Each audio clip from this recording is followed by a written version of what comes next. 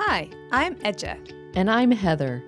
We're your hosts for the language learning, music loving, sing along podcast, English as a Singing Language. This is a podcast for anyone who enjoys learning Or teaching. That's right, or teaching English. So, Heather, are we staying in the 21st century for this episode? Actually, we're traveling back to the 1960s to the U.S. city of Detroit, Michigan. That sounds like a lot of fun. I can't wait. Me neither. Let's get started.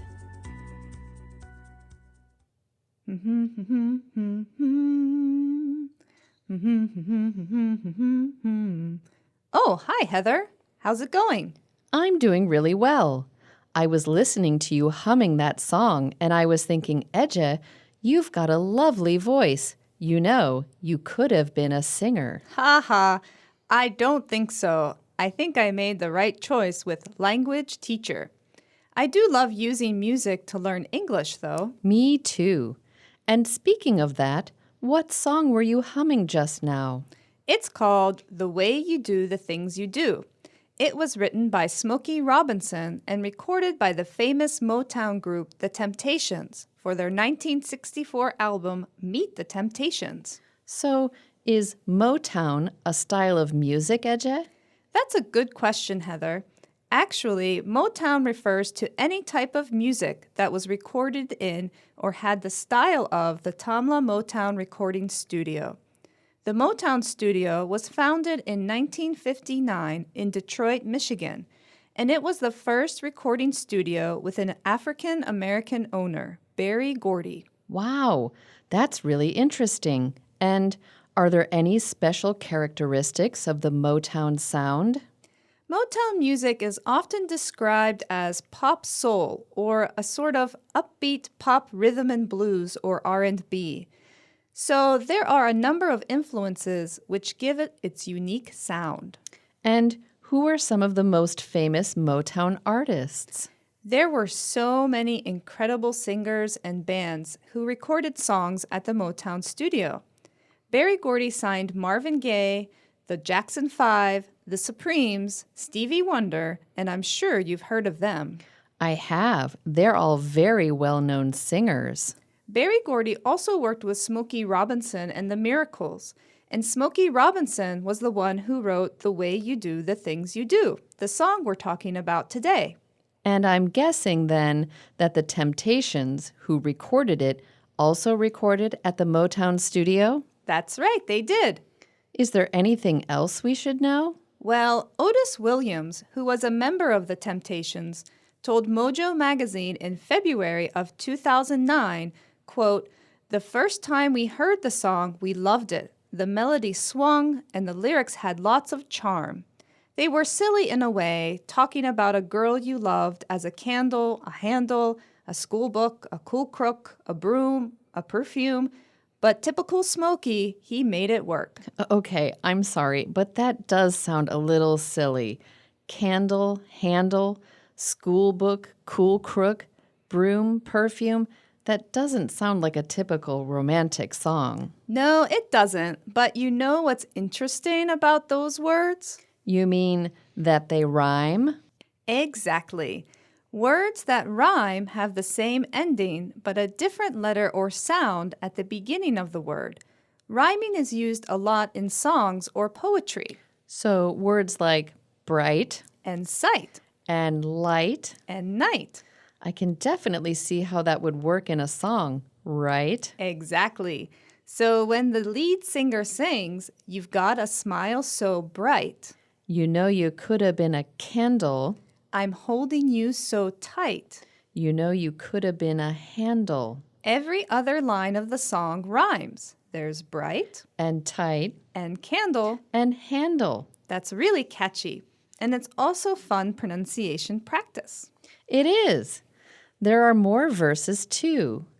As pretty as you are, you know you could have been a flower.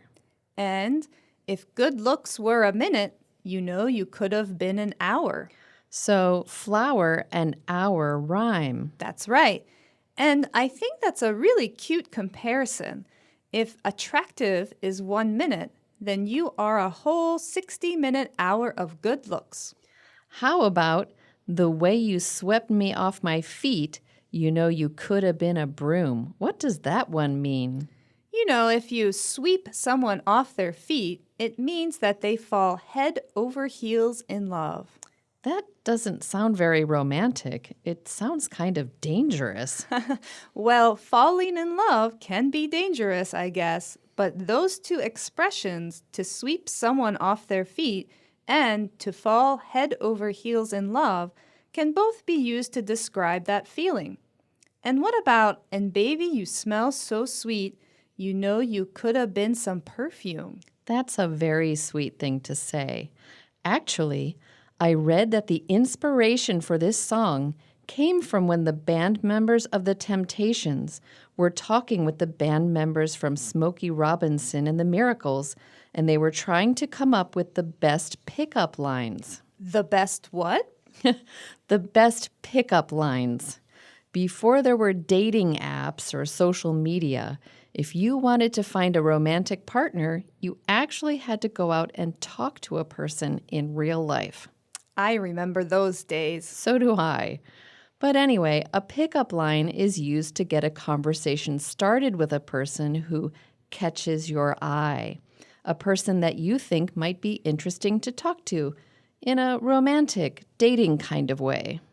I wonder how successful these lines were. I can't imagine anybody using them nowadays. I don't know, Ece.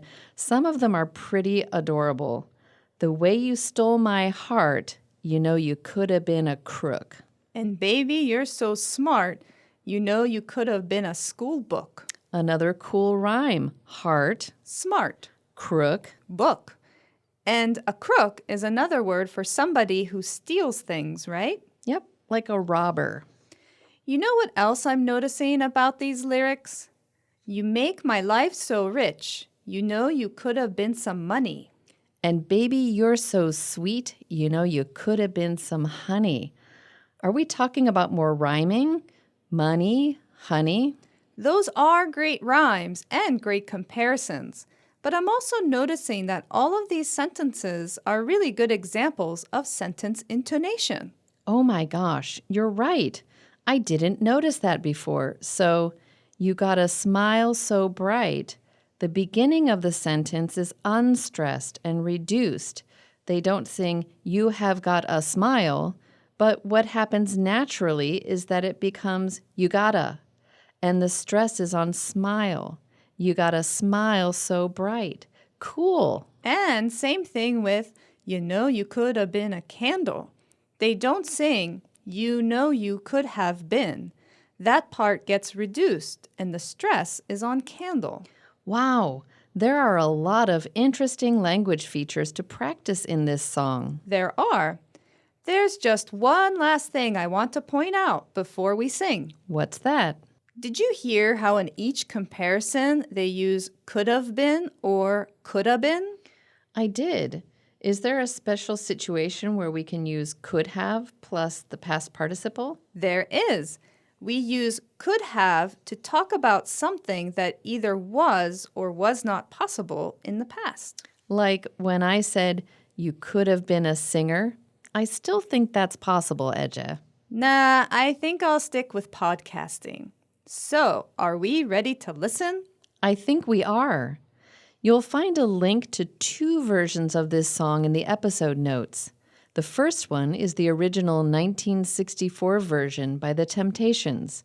The second is the 1989 cover by the reggae band UB40. There are many other covers by different groups. You can listen And sing. Yes, listen and sing out loud and see which version you like best. Just be sure to pay attention to the rhyming, the reductions, and the sentence stress as you sing. And if you would like more of a challenge, there's an activity for you to do. You can find it on the English as a Singing Languages website.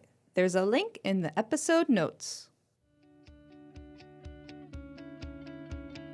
That was a lot of fun. It was. You know, if we had more time, we could have talked about this song even longer.